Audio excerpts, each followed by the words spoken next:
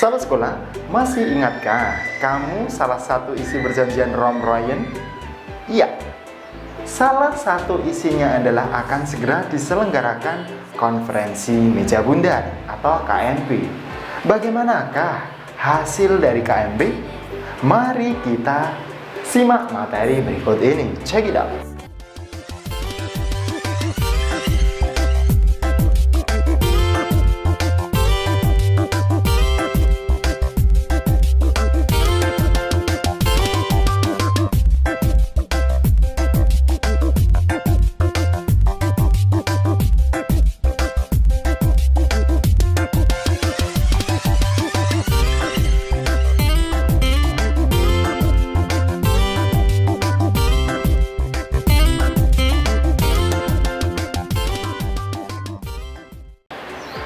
Halo sahabat sekolah, salam semangat luar biasa. Berjumpa lagi dengan saya Kak Dimas di channel sekolah, channel belajar online.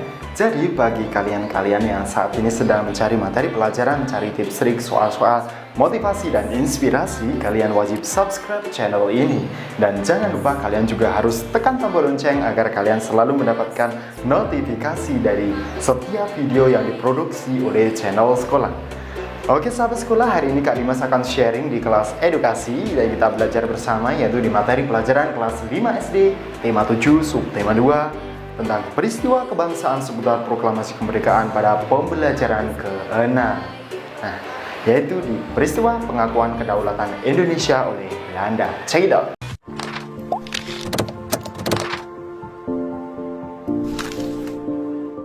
Sahabat sekolah, masih ingatkah kamu salah satu isi perjanjian Rohm-Royen? Iya, salah satu isinya adalah akan segera diselenggarakan konferensi meja bundar atau KMB.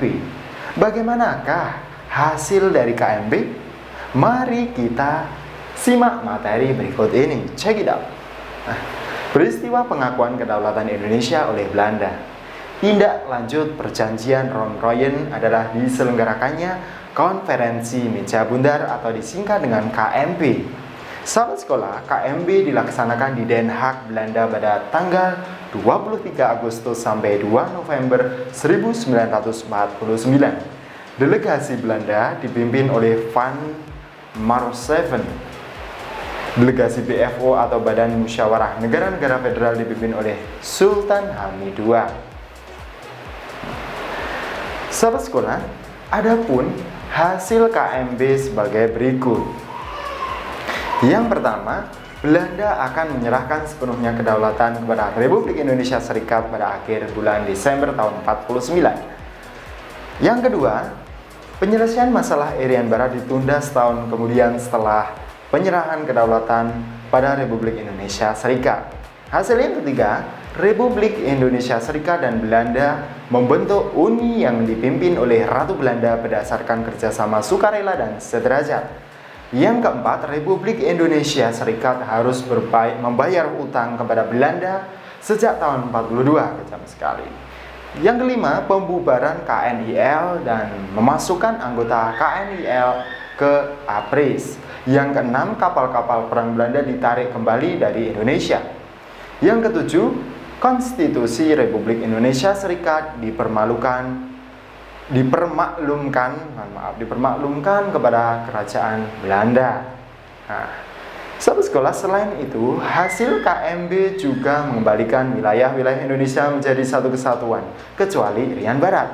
Semua hasil kesepakatan dalam KMB pada tanggal 27 Desember tahun 49 diadakan upacara pengakuan kedaulatan pemerintah Belanda kepada Republik Indonesia Serikat. Namun, sebelumnya pada tanggal 17 Desember tahun 49 diadakan pelantikan Presiden Republik Indonesia Serikat, yaitu Insinyur Soekarno. Pada tanggal 20 Desember tahun 49, Dr. Andes Muhammad Hatta dilantik sebagai Perdana Menteri Republik Indonesia Serikat. Sahabat sekolah, pengakuan kedaulatan Indonesia dilaksanakan di Belanda dan di Indonesia. Pengakuan ini diwakili, yang pertama wakil Indonesia yang menandatangani pengakuan kedaulatan di negeri Belanda adalah Dr. Andes Muhammad Hatta, dan wakil dari Belanda adalah Ratu Juliana. Adapun proses penandatanganan di Indonesia, pihak Belanda diwakili oleh Loving dan wakil dari Indonesia, Belanda oleh Loving, Indonesia Sultan Hamengkubuwono ke-9. Oke, sahabat sekolah, tahukah kamu anak-anak dari berbagai penjuru Nusantara saling bertemu dan berkenalan di Jakarta pada tanggal 14 sampai 18 Oktober 2003? Ya, mereka mengadakan konferensi juga. Konferensi adalah rapat untuk bertukar pendapat mengenai suatu masalah yang dihadapi bersama. Nah, semua anak menyadari bahwa mereka ini berbeda, tapi mereka mempunyai tekad yang sama, yaitu perbedaan bukanlah alasan untuk bertengkar antara satu dan yang lainnya. Bahkan, mereka berhasil menyusun sebuah kesepakatan tentang cara menyikapi keragaman bangsa.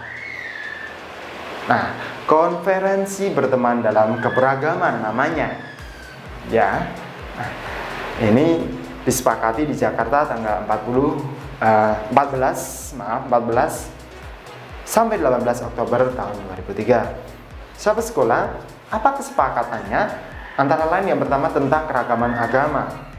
Bahwa kami tahu perbedaan agama janganlah dijadikan alasan terjadinya pertengkaran dan perpecahan. Yang kedua, bertegur sapa, senyum, dan adil harus dilakukan kepada siapapun walaupun berbeda agama. Yang ketiga, agama itu mengajarkan kebaikan. Yang keempat, perbedaan agama itu anugerah dari Tuhan, karena di sanalah kita bisa mengisi, saling berbagi, dan saling menolong.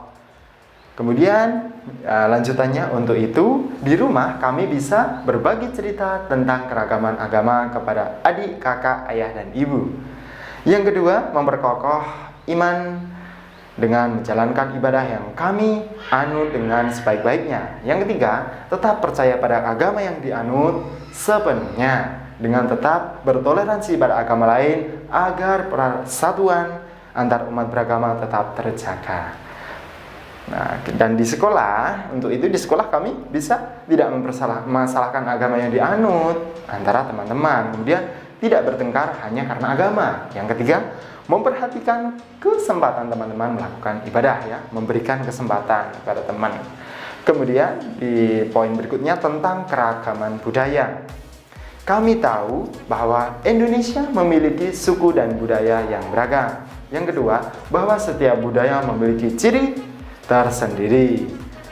Kemudian tiap daerah mempunyai senjata tradisional, rumah adat, tarian, pakaian, dan lain-lain. Itu. Kemudian berikutnya, untuk itu di rumah kami bisa belajar dan bermain dengan teman, sahabat dari macam-macam daerah. Yang kedua, berlatih menari macam-macam tarian seperti tari kecak, kemudian tari gending Sriwijaya, tari baris, rimpi, jaipong, dan lain-lain. Yang ketiga, belajar bersama ayah, ibu, adik, atau kakak melalui radio, TV, dan buku. Kemudian juga mengajak tetangga untuk bermain congklak bisa, peta umpet, engklek, egrang, bubak sodor, maupun permainan lainnya. Nah, untuk itu juga di sekolah kami bisa yang pertama mengajak teman-teman untuk tidak mengatakan ih, ya, tidak mengatakan ih terhadap budaya lain. Ih apaan itu? Gak boleh. Yang kedua, meminjam buku dari perpustakaan tentang macam-macam budaya. Yang berikutnya, ketika membaca cerita-cerita daerah dan bermain dengan teman-teman. Oke, sahabat sekolah, akhirnya kita sampai di penghujung di tugas pertama. Silahkan kamu kerjakan tugas ini sampai selesai. Kamu bisa tulis diagram ini di buku tulismu, kemudian kamu jawab, kirim ke gurumu. Dan tugas yang kedua juga kamu selesaikan. Ada 10 soal seperti biasa. Kak Dimas tunggu partisipasi, jawaban, ataupun komentarnya di kolom komentar. Nah, oke sahabat sekolah, akhirnya selesai sudah video pembelajaran hari ini dan bersambung ke video pembelajaran berikutnya, yaitu di video pembelajaran yang subtema berikutnya, subtema ketiga, tetap di tema 7. Semoga bermanfaat dan saya Kak Dimas, cukup sekian, salam semangat luar biasa, terima kasih.